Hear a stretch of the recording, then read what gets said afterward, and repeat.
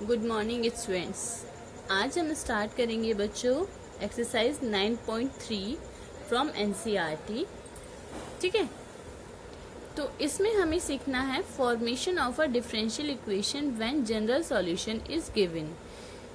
किसी differential equation का बनना जबकि उसका व्यापक हल दिया हो। व्यापक हल जनरल सॉल्यूशन क्या होता है, ये हमने कल पढ़ा था कि ऐसी इक्वेशन जो जिसमें एक आर्बिट्रेरी कांस्टेंट होता है, बहुत सारी फैमिलीज को वो शो करता है। जैसे कि आपके पास एक इक्वेशन है सर्कल की, अगर हम मान लेते हैं x square plus y square is equal to a square. यहाँ पर ए स्क्वायर क्या है, आर्बिट्रेरी कांस्टेंट है। इस ए को चेंज करने से हमारा सर्कल जो है वो चेंज होता चला जाएगा। कैसे? जैसे आपके पास एक सर्कल है जिसकी रेडियस 1 है, तो 1 का स्क्वायर 1। कोई एक सर्कल है जिसकी रेडियस 2 है, तो 2 का स्क्वायर 4। अनदर सर्कल जिसकी रेडियस 3 है, 3 का स्क्वायर 9। यानी कि 1 जिसकी रेडियस 2 है, जिसकी रेडियस 3 है, ऐसे बहुत सारे सर्कल्स बनते चले जाएंगे हमारे पास। तो यहाँ पे x square plus y square is equal to a square क्या है, ऐसी जनरल इक्वेशन जनरल सॉल्यूशन है एक सर्कल का। ठीक है, अब क्या ये जो सर्कल की फैमिली है, ये एक ही टाइम पर एक ही सर्कल को डिनोट करती है कि बहुत सारे एक ही सर्कल को? जैसे जैसे हमारी रेडियस चेंज होगी वैसे वैसे हमारा सर्कल चेंज होता चला जाएगा। तो हम चाहते हैं कि हम अपनी एक इक्वेशन के थ्रू अपने सारे सर्कल्स की इक्वेशन को शो कर सकें कि हमारा एक ही सर्कल जितनी भी इक्वेशंस हैं उन सबको शो कर सके। तो उसके लिए हम क्या बनाएंगे, इसकी डिफरेंशियल इक्वेशन बनाएंगे। डिफरेंशियल इक्वेशन हम कैसे बनाएंगे? एक चीज ध्यान रखेंगे, जो भी उसमें कांस्टेंट होते हैं उन सभी कांस्टेंट को हमें हटाना होता है। अगर एक कांस्टेंट है तो एक बार डिफरेंशिएशन करेंगे, 2 कांस्टेंट है तो 2 बार डिफरेंशिएशन, और 3 कांस्टेंट है तो 3 बार डिफरेंशिएशन। जितने नंबर ऑफ कांस्टेंट होंगे उतने ही हम अपने फंक्शन को डिफरेंशिएट करेंगे। तो अब आप क्या करेंगे, अपने फंक्शन को डिफरेंशिएट करेंगे।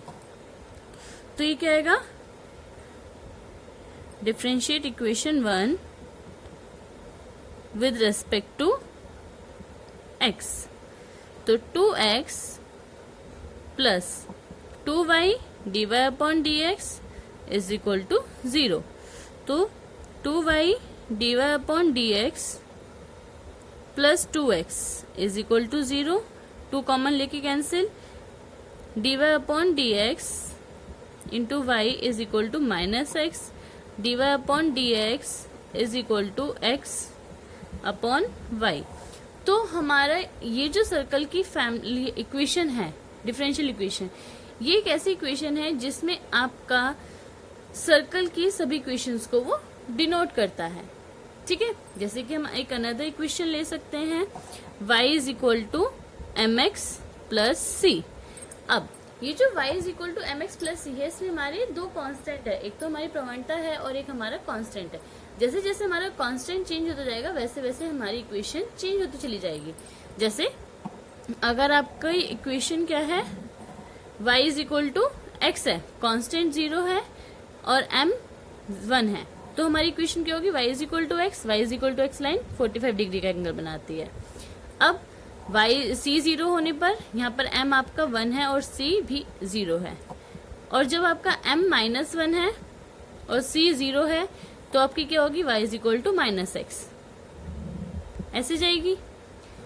ऐसे ही आप अपनी प्रवणता को चेंज कर सकते हैं। अगर आप √3 करते हैं, y is equal to √3 x, तो ये कितनी डिग्री के एंगल होगी, 60 डिग्री का चला जाएगा, तो 60 डिग्री के एंगल पर ऐसे ही हमारी बहुत सारी लाइंस बन जाएंगी। तो ये क्या हो जाएगी, फैमिली ऑफ लाइन। तो इन सभी लाइन को एक इक्वेशन के थ्रू अगर हमें रिप्रेजेंट करना है तो हम कैसे करेंगे, हम अपनी इक्वेशन को डिफरेंशिएट करेंगे। y is equal to dx, यहाँ पे बचेगा m, यानी कि ये जो आपकी इक्वेशन है ये आपकी लाइन ऑफ फैमिलीज को डिनोट करती है। ठीक है,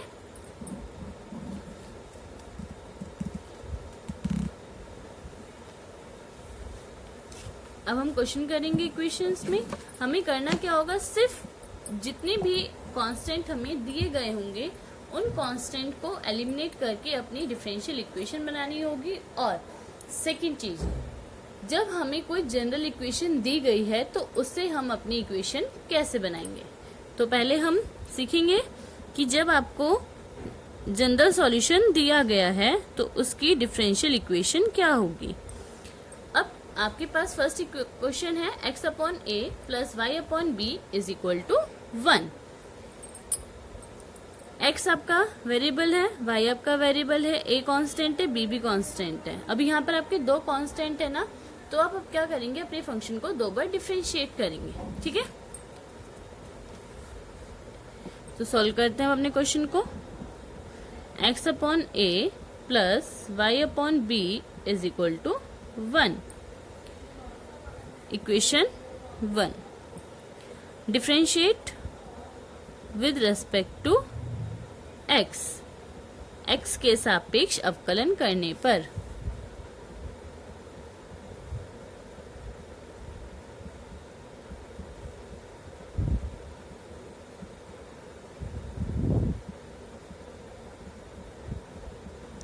जब आप x के सापेक्ष अवकलन करेंगे तो dx का तो 1 हो जाएगा, 1 अपॉन ए कॉन्स्टेंट है, ये एज इट इज रहेगा, plus 1 upon b d y upon dx is equal to 0।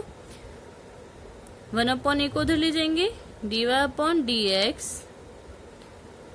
1 upon b is equal to minus 1 upon a, dy upon dx is equal to minus b upon a. Again differentiate करेंगे तो d2y upon dx2 is equal to 0। ठीक है, तो ये equation क्या है बच्चों, हमारी फर्स्ट जो जनरल सॉल्यूशन गिवन था उसकी डिफरेंशियल इक्वेशन क्या होगी, d2y अपॉन dx2। यानी कि ये जो लाइन रिप्रेजेंट करेगी, यहाँ पे a और b के चेंज होने पर बहुत सारी लाइन्स हमारी बन सकती हैं, तो उन सबको एक लाइन के थ्रू रिप्रेजेंट अगर हम करें तो वो क्या इक्वेशन होगी, d2y upon dx2 is equal to 0। ठीक है, यही आपकी रिक्वायर्ड इक्वेशन है। एक और क्वेश्चन हम करेंगे ऐसे ही। नेक्स्ट क्वेश्चन है y is equal to e की power x a cos x plus b sin x। यहाँ पर भी आप देखेंगे कि आपका जो a और b है ये दो कांस्टेंट हैं, तो इनको हमें एलिमिनेट करना होगा। तो एलिमिनेट करने के लिए हम क्या करेंगे, पहले अपने फंक्शन को डिफरेंशिएट करेंगे। तो differentiate with respect to x के सापेक्ष अवकलन करने पर, तो dy upon dx is equal to first function और second function, first function differentiation of second function a, ये क्या बन जाएगा आपका minus sine x plus b cos x plus first function as it is, sorry second function first function का differentiation, e की power x का differentiation ऐसे ही रहेगा, ये आपका आ गया cos x plus b sin x। ये आपका y है, इसको हम y पुट कर सकते हैं, e की power x minus a sin x plus b cos x plus y। Again differentiate करेंगे d2y अपॉन dx2, ये क्या बनेगा आपका फर्स्ट फंक्शन, फर्स्ट और सेकंड, फर्स्ट फंक्शन सेकंड का differentiation minus a cos x minus b sin x, क्योंकि cos x का differentiation minus sin x, plus second function और फर्स्ट फंक्शन का डिफरेंशिएशन, e की पावर x का differentiation, e की power x differentiation ही रहेगा minus a sin x plus b cos x plus y का डिफरेंशिएशन dy अपॉन dx। अब देखो बच्चों, ये आपका यहां से वैल्यू पुट करेंगे, dy upon dx minus y is equal to e की power x minus a sin x plus b cos x, e की power x minus a sin x plus b cos x from equation 1। ठीक है, तो d2y upon dx2 plus minus common ले लेंगे तो आपका y बन जाएगा, sorry is equal to minus y plus e की power x minus a sine x plus b cos x की जगह पर आप d y upon d x minus y, d y upon d x minus y plus d y upon d x, d y plus d y और d y upon d x add हो जाएगा तो 2 हो जाएगा। D two y upon d x two is equal to minus 2y plus 2 d y upon d x, d two y upon d x two minus 2y 2 d y upon d x plus 2y is equal to 0। ये क्या आ गई आपकी इस equation की differential equation. That means इस differential equation का जो जनरल सॉल्यूशन होगा वो y is equal to e की power x a cos x plus b sin x, यानी कि y इज, अगर हम यहाँ पे पुट करते हैं, इसको सॉल्व करते हैं तो हमारा यही आएगा। ठीक है, नेक्स्ट क्वेश्चन है बच्चों, form the differential equation of the family of circle touching y axis at origin. यानी कि आपको ऐसे सर्कल की इक्वेशन निकालनी है जो y अक्ष को ओरिजिन पर, मूल बिंदु पर स्पर्श करे। अभी तक क्या था कि आपको एक जनरल सॉल्यूशन गिवन होता था और उससे डिफरेंशियल इक्वेशन निकालते थे। अब यहाँ पर आपको जनरल सॉल्यूशन बनाना है पहले, देन उसके बाद आपको अपनी डिफरेंशियल इक्वेशन निकालनी है। तो जनरल सॉल्यूशन हम कैसे बनाएंगे, अब ये देखिए, आपको बोला गया है उन सभी वृत्तों का अवकल समीकरण ज्ञात कीजिए जो y अक्ष को मूल बिंदु पर स्पर्श करते हैं। यानी कि आपका जो सर्कल होगा वो y अक्ष को मूल बिंदु पर स्पर्श करेगा, ओरिजिन पर स्पर्श करते जाएगा। जब ओरिजिन से टच करके जाएगा ऐसे y एक्सिस को, तो सीधी सी बात है कि आपका जो सर्कल का सेंटर होगा वो x एक्सिस पर होगा। ठीक है, तो कुछ इस तरीके से आपका सर्कल होगा ना, क्योंकि y एक्सिस को ओरिजिन पर टच करके जा रहा है, तो x एक्सिस पर ही आपके सर्कल का सेंटर होगा। सपोज ये है r, 0, क्योंकि यही आपकी रेडियस होगी x एक्सिस पर ही, तो ये कितनी हो गई r, 0। अब आपकी जो जनरल सॉल्यूशन होता है, स्टैंडर्ड इक्वेशन होती है सर्कल की, वो क्या होती है, x माइनस एच का square plus y minus k का square is equal to r square, यही तो होती है। अब यहाँ पर आपका x कितना है, r, रेडियस भी r है और k आपका 0 है, तो ये सेंटर है, h और k भी आपके सेंटर के कोऑर्डिनेट होते हैं, तो x माइनस r का whole square plus y minus 0 का whole square is equal to r square. a minus b का होल स्क्वायर खोलेंगे, a square minus 2ab plus b square plus y square is equal to r square. R square से r square cancel, x square plus y square is equal to 2xr, equation 1। अब आपकी ये general solution आ गया circle का। अब ये तो arbitrary constant है r, यहाँ पर जैसे जैसे आपका r चेंज होगा वैसे वैसे ही आपके सर्कल की रेडियस चेंज होती चली जाएगी, सेंटर चेंज होता चला जाएगा ना, ये इस तरीके से r है आपका।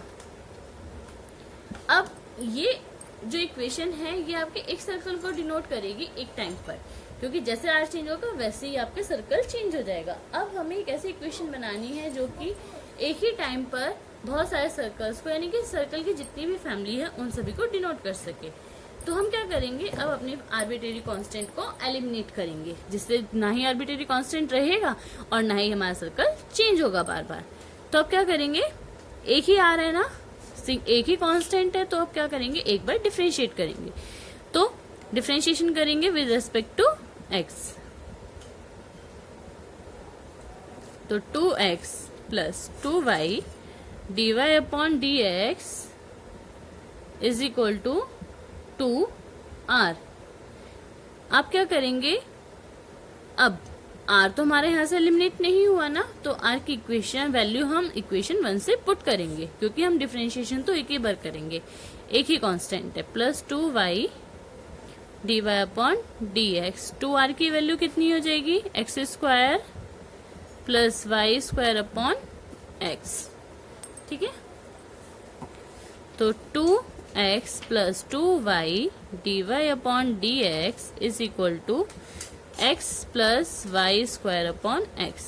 एक x कैंसिल हो जाएगा, 2x minus x, x plus 2y d y upon d x is equal to y square upon x. तो आपकी इक्वेशन क्या बन गई, 2y d y upon d x plus y square upon x plus x is equal to 0।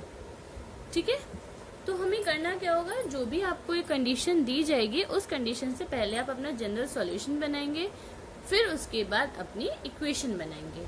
ये equation हमारी क्या होती है, ऐसी इक्वेशन जो भी आपको जनरल सॉल्यूशन दिया गया है उस जनरल सॉल्यूशन से जितनी भी कर्व बन सकते हैं उन सभी को एक इक्वेशन द्वारा हम रिप्रेजेंट करते हैं। ठीक है बच्चों, थैंक यू।